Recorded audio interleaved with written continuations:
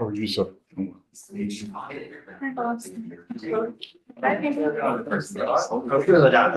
hard to believe I've already been retired almost 7 years. 7 years. Yeah. Wow. Yeah, Mayor Lock Dawson was able to go up there. Oh, okay. Oh, no, that's good.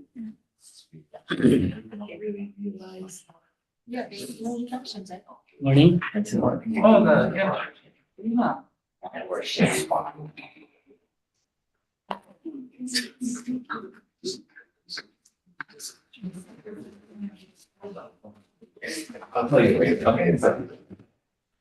Andy. Howdy.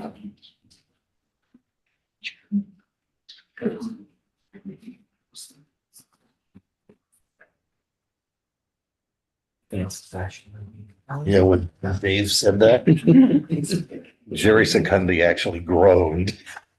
Goes, oh. Everybody else thought it was kind of He funny. got it. He got it. Anyway.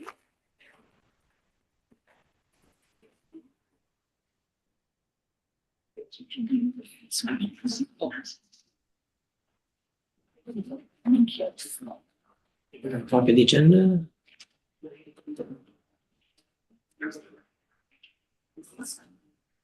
One more minute was. Oh, crap.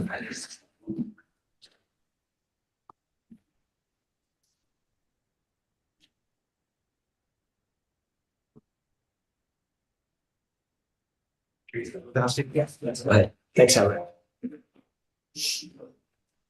God, this is the coolest July I can ever. Yeah, Oh, fuck, that can not dissolve in here. I think tomorrow in Ukipe it's only supposed to be like 79. Lord. No, it's Saturday. Saturday. Um,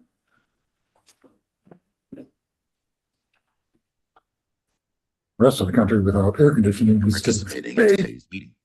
If attending in person, please do not connect to Zoom or teleconference while in the room, and please silence all devices. If translation is provided, click on the globe at the bottom of your screen to select either English or Spanish. Public comment will be taken after each item. If you're in the auditorium and wish to comment, please use the iPads located in the lobby or complete a blue speaker card as available. If you need assistance, please find a South Coast AQMD employee. Speakers may be limited to a total of 3 minutes or less for all agenda items. Times may be shortened to ensure all speakers can be heard. A countdown timer will be displayed on the screen for each public comment. More time will be allotted for Spanish translation that is not simultaneous. For questions or issues on making a public comment, please call the public advisor at 909-396-3247. That's 909-396-3247. Please adhere to the speaker time limit and treat others with courtesy, civility, and respect. Failure to do so can result in your mic being muted or you being removed from the meeting. Be aware that this meeting is being recorded. By participating, you authorize recording of audio and visual content presented during the live event and consent to subsequent use of the recording in the public domain by South Coast AQMD. Great. Good morning, everyone. Welcome to your board assistance briefing this morning. Once again, Dr. Reese is busy this morning. You might have seen her down the hallway actually with the Chinese delegation that we've got visiting with us today. I think we have some new introductions. Yes. Going around and shaking hands. So I'm Samuel Kang. I'm a council member from City of Duarte. I've been doing it for 13 years now. I have the privilege and the honors to go ahead and serve Vice Chair Cacciodi to be his consultant for AQMD. So I'm very, very privileged and honored to go ahead and be here with you guys. awesome. That's great. Well, welcome, Sam. Thank Nice you. to meet you. Okay, so without further ado, let's go ahead and just jump right into our agenda. First item on our agenda is to review our upcoming August 1st board meeting. So it's been a little while with this month being dark. Okay, as always, we'll just go ahead and back to the last items, the public hearing items on our agenda. So that's sort of our standard process there, Sam. Don't always necessarily take it in chronological order. These are the more important issues that we're raising. So we're going to talk about our first public hearing item, number 24, discussing our ozone plan that we're submitting. And we've got Dr. Sang-Mi Lee here to give us a brief overview. Good morning, everybody. So this item is South Coast Air Basin's contingency measure SIP revision for 2015 ozone standard. So contingency measure is required SIP planning elements. And then South Coast Basin is extreme nanothinment for 2015 ozone standard.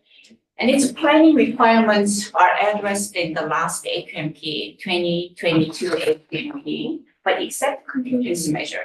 That was because there was no guidance from EPA how to address a contingency measure during the time we developed the AQMP. But EPA finalized its guidance in December 2024, and then this revision is addressing the requirements included in the EPA's guidance. So this revision includes 3 rules that's already adopted by South Coast AQMD, and they intend to achieve additional VOC reductions. And the rules that included these contingency provisions are Rule 463 that addresses VOC reductions from organic liquid tanks, storage tanks, and then 1173 that also pursuing VOC reductions from petroleum refineries and chemical plants. Then we also have Rule 445 that includes contingency provision that reduces further the VOC emissions from residential wood burning.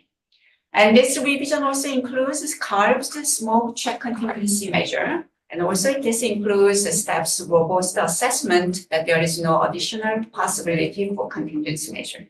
So that's a brief discussion. Any questions and comments? Great. Thank you, Dr. Lee.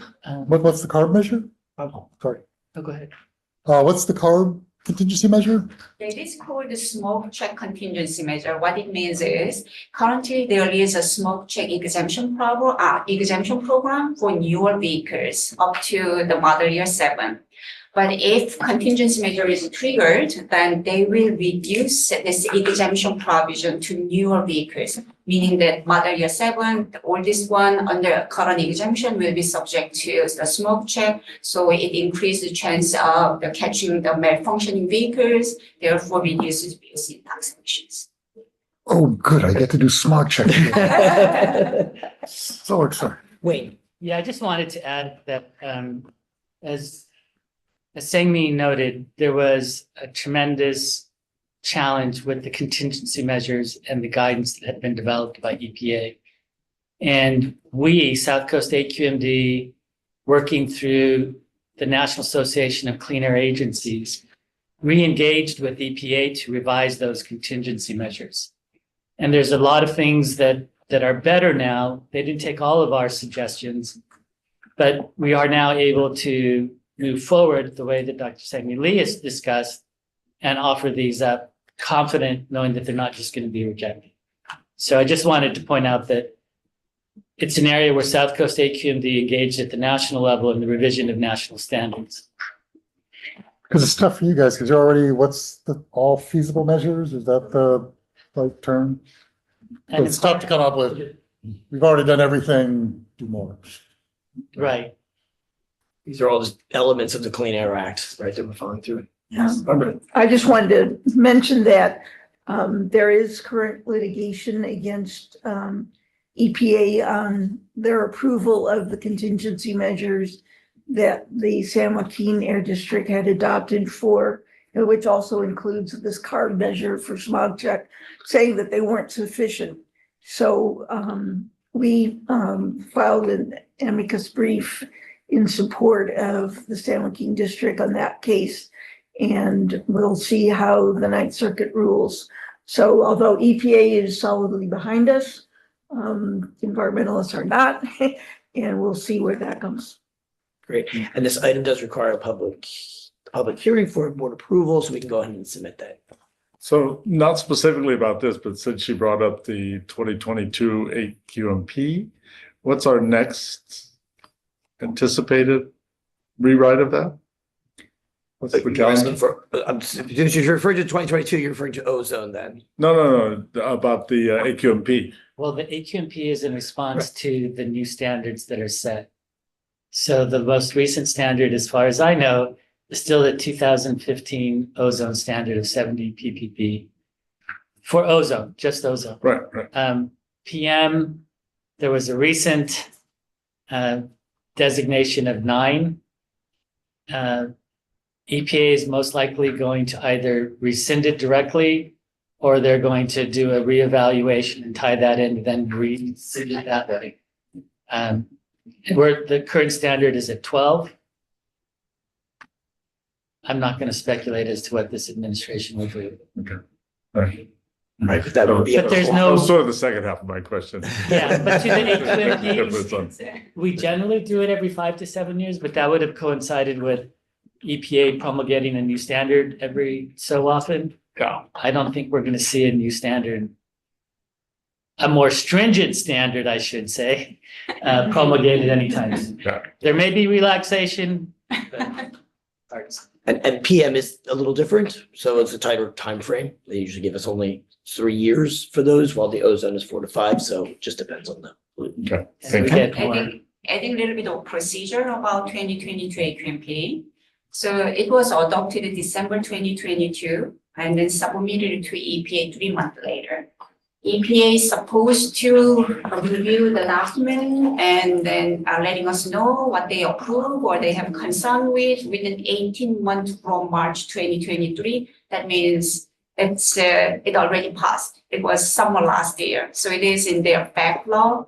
So they are expected to act on the submitted plan anytime soon. But in the meantime, as AQMD, we are implementing our commitment included in the.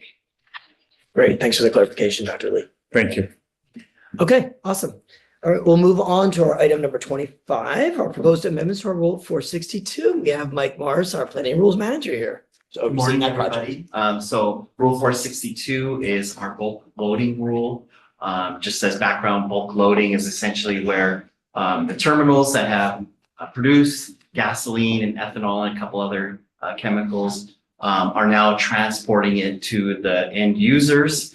They're filling up trucks and then those trucks go to, say, gas stations. So we're regulating the VOC emissions from those terminals and that transferred for bulk loading. This amendment will be focusing on optical gas imaging, which will allow us to find leaks more readily, more quickly through new technology. We're also updating the control efficiency of the equipment that does burn off the vapors from those types of equipment, and a few other things in there. We're including a contingency measure, as you just heard from Sang-Mi, that will increase the frequency of the optical gas imaging. In our rule, we're right now proposing every month to do the inspection using the optical gas imaging cameras. The contingency would make it every 2 weeks. At this point, we're expecting about a little over 0.3 tons of VOC reduced per day through this measure. The cost effectiveness is just over $35,000 per ton of VOC reduced, and we don't have any key issues. That concludes my update. Great. And this is continuing our effort to really push for some of the new technologies out there when it comes to OGI, the optical gas imaging. You recall, we had talked about this a couple of years ago as part of this emerging technology. And we're seeing through with it to actually codify and get that into rules. And actually the industry's been pretty receptive of it. I think they're starting to recognize the fact that they're seeing the same benefits we've been talking about for a long time, which is you identify these leaks more sooner, you get this detection, you make this repair, you're actually saving, on your product that you could just be losing, and not being aware of that, waiting around for the previous old technology just isn't quick enough. And this is really proving true. And Mike's team's been doing a really great job in getting us a lot of VOC emission reductions, and we're still looking for opportunities into the near future. Okay. Any other question or any points for Mike? Okay, now. Can I ask a question? Sure, absolutely. I'm just seeking to understand a little bit more about this optical technology. If I'm thinking about NMR, it's more digital. How's this optical? I'm just curious. Sure. So an optical gas imaging camera is essentially Like a GCMS? If you think it's essentially a video camera that someone would hold, like an older, camera that we used to take our videos with, except it's looking in the infrared range. Got it. So in that way, where previously these leaks, you can't really see them. You look through the camera and you can actually see the smoke. What looks like smoke coming out of it, and you can detect the. So optical IR. Yeah. Okay. And the big difference. They're actually called floor cameras, forward-looking infrared. Okay. Yeah, that's one of the company names that it makes some Canolta, but wait. I don't- That's too easy. But anyway, there's another company that makes it, but the cameras themselves are pretty expensive. But what they really allow someone to do is whereas currently the technology is basically you have to put the probe right next to the leak. Yeah. And of course you can't even see it. But with the camera, you can look over a really wide field really rapidly to be able to tell, are there any leaks? That's cool. Okay. They're about 100,000 if you're interested. So this is qualitative, it's not quantitative. We can't measure the amount, right? So right now, the cameras can measure the amount, but not accurately enough for us to use it that way. But they're rapidly moving towards being able to quantify with the camera. And that would really be a game changer in terms of the way that how much labor goes into these types of operations to find leaks. So apart from the loading facilities, which are fewer, but obviously larger volume, we obviously don't deal with the delivery end where they're delivering to gas stations and there could be potential leakage there, right? Would we anticipate that ever coming to pass, that we'd use that technology? Cool. Or are we just talking about a volume that just doesn't make sense for us to try to deal with the delivery end? I think at the current cost of the cameras, it's a little challenging for smaller facilities, but maybe someday the cost of these cameras will really go down and they'll be better and better as we kind of see technology in the future. And that might be something that we could look at. And when Mike was referring to challenging, he's referring to cost effectiveness because we look at the cost of that control to what you're actually going to get when it comes to reduction. So because there's smaller places, it'll be less. Yeah, The rules that Mike's working has been working on, as you know, the board has passed already in the past, are much like the large tank terminals and things like that, where there's sweeping and a lot more potential components and petroleum refining facilities, et cetera. So this is just a more part of his series that he's been working on. Do you remember the video of the ship going by you guys showed? Did one of your, That was the same camera, right? Older version. Okay, great. Thank you, Mike. Appreciate that. All right, now we move back up to the top of the agenda for the August board meeting. So we're going to be talking about, I'm just going to put these all in one, it's under one agenda item. It's agenda item number 2. And this is tackling 4 different rules, and I'll explain why. So under the Clean Air Act, it requires that if we want to request an extension of our attainment dates, that there's some requirements that need to be fulfilled.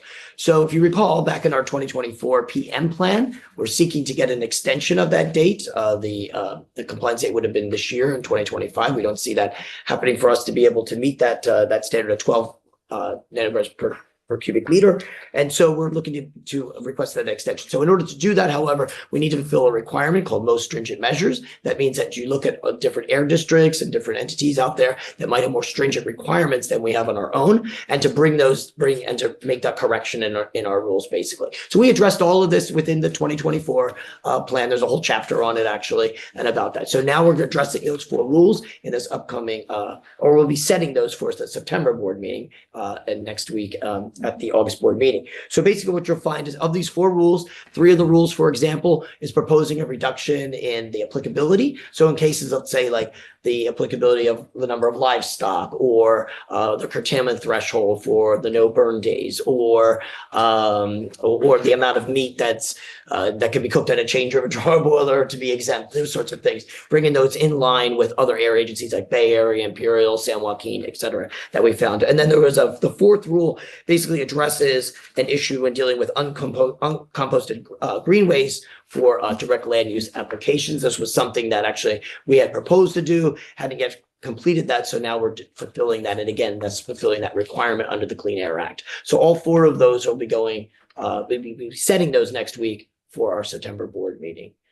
And I've got staff here if you have any specific questions, but that's just generally what the proposal is. Will we be voting on them separately or all? We'll be voting on those separately, yeah.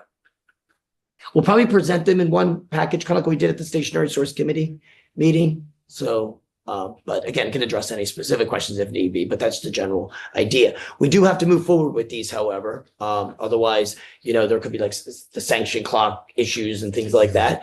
And again, we want to get this all submitted, so we can hopefully get that extension. The board won't take any action until September. Is that what you're saying? Correct. Okay.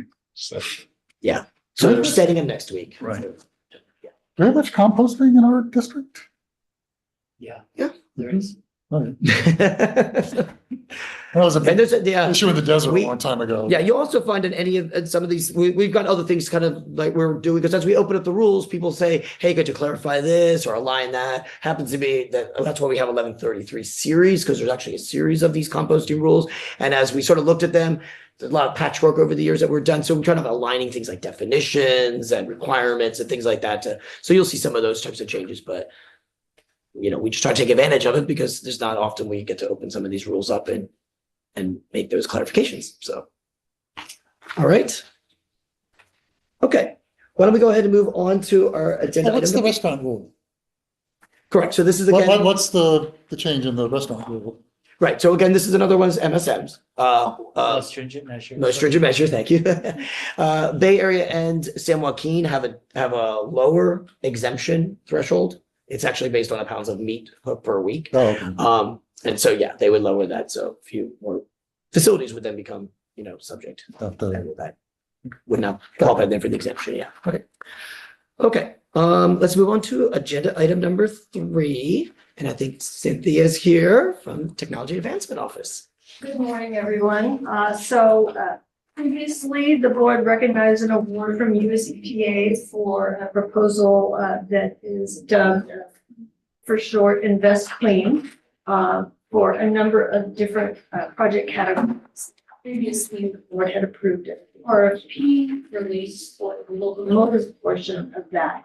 The next step in implementation of this program involves releasing solicitations, program announcements for some of the other funding categories. This includes battery electric Class 8 trucks, cargo handling equipment, and charging infrastructure. So this is asking the board to approve the release of those program announcements. Also, request authorization for the executive officer to execute contracts for eligible projects that are identified as a result of those program announcements.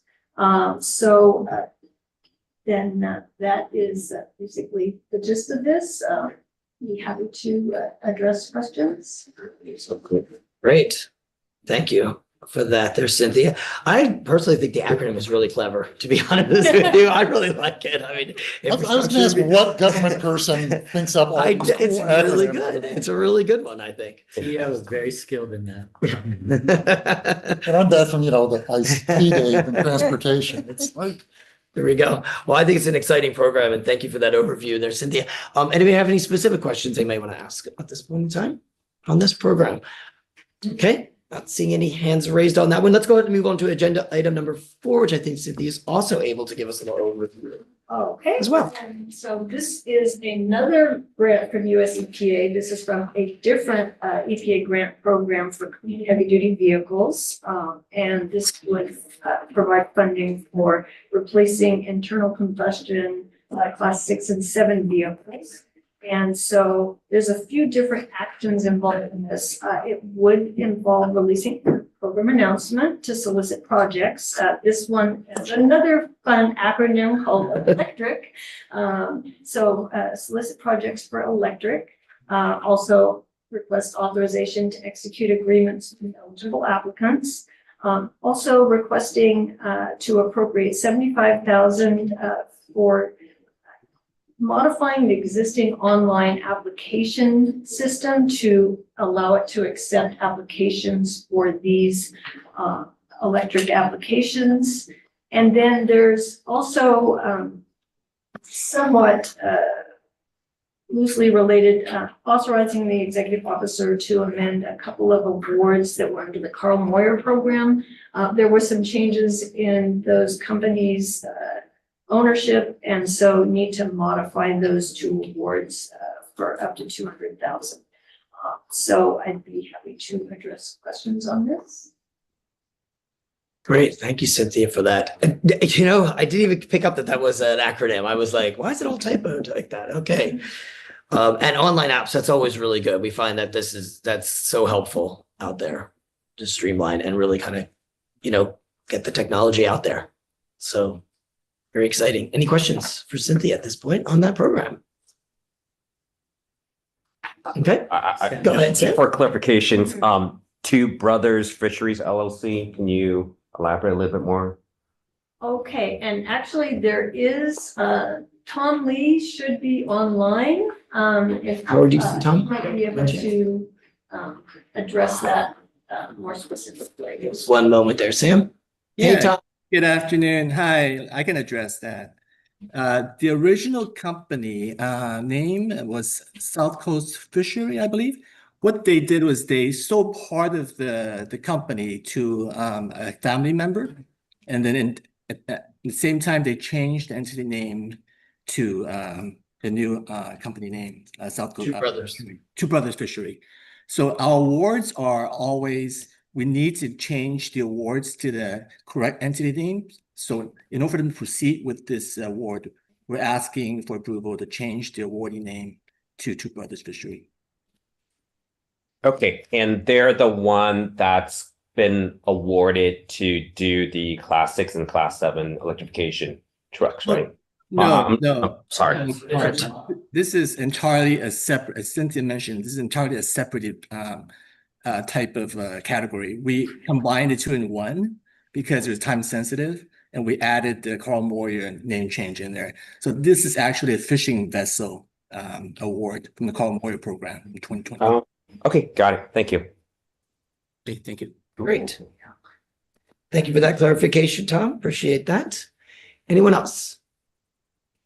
Okay, we'll move on to item number 5. Unfortunately, John was double booked, so is unable to make here, but he did want me to announce that this item is to approve an eligible list and contracts for legal, occupational health, insurance brokerage services handled by our HR team. The current budget accounts for these services.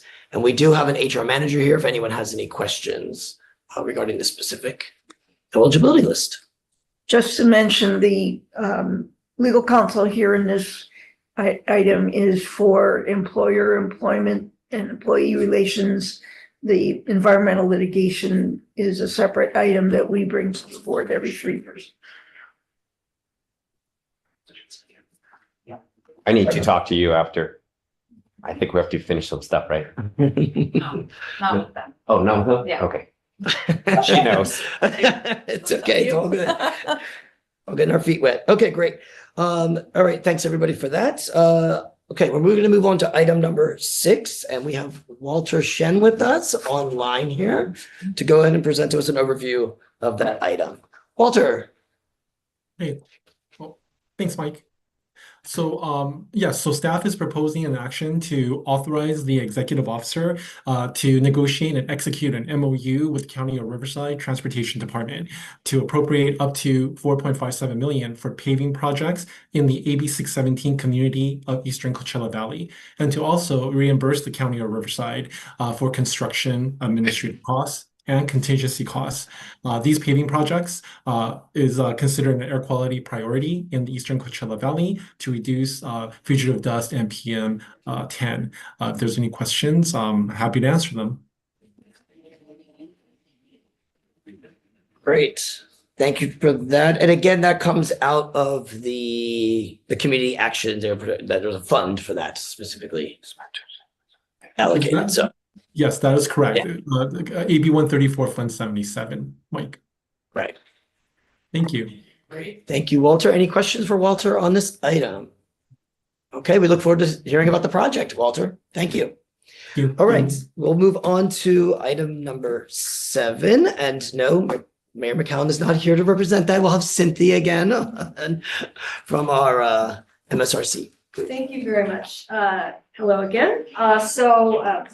For the MSRC, as part of their 24-27 work program, Cynthia, why don't you, since Sam's new to this, why don't we talk about MSRC? Sure, So if you don't sure. mind. Okay, so the MSRC is actually short for the Mobile Source Air Pollution Reduction Review Committee. And their whole purpose is to fund projects to reduce emissions from motor vehicles.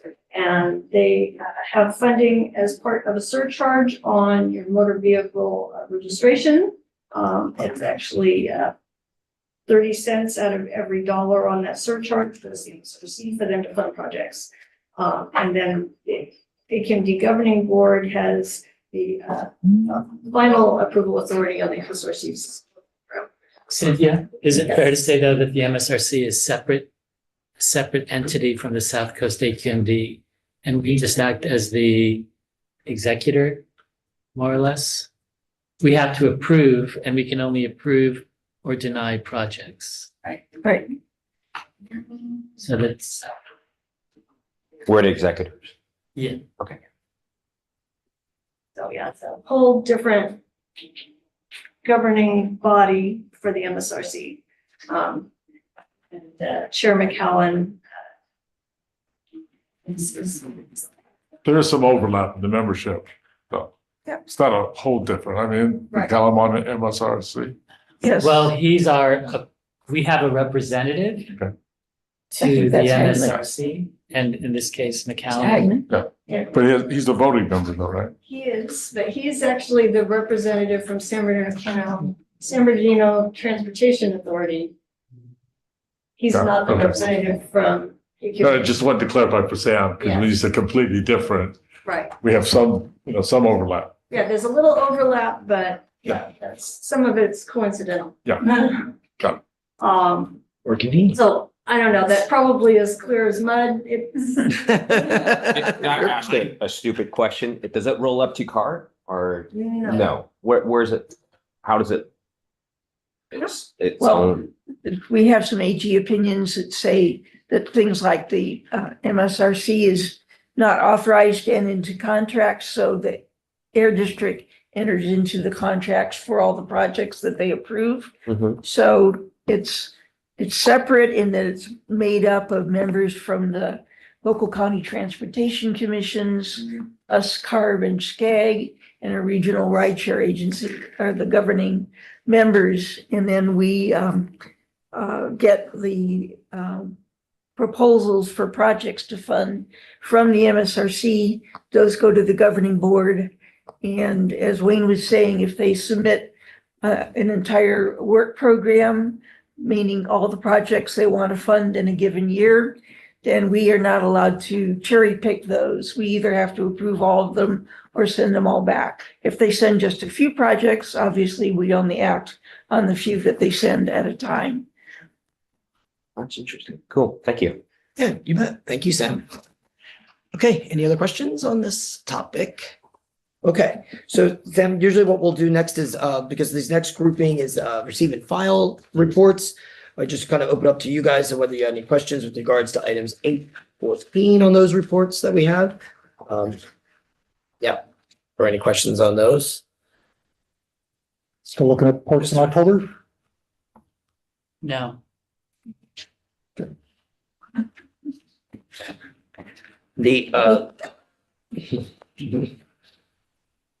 We're very disappointed. I can tell. Okay, so any questions on those reports? Sam, if you want me to highlight any of those, we can do that, but just for your edification, for like a number 11, for example, these are projects that other entities are working on through CEQA, and we have actually a team that reviews the air qualities for those as a sort of a.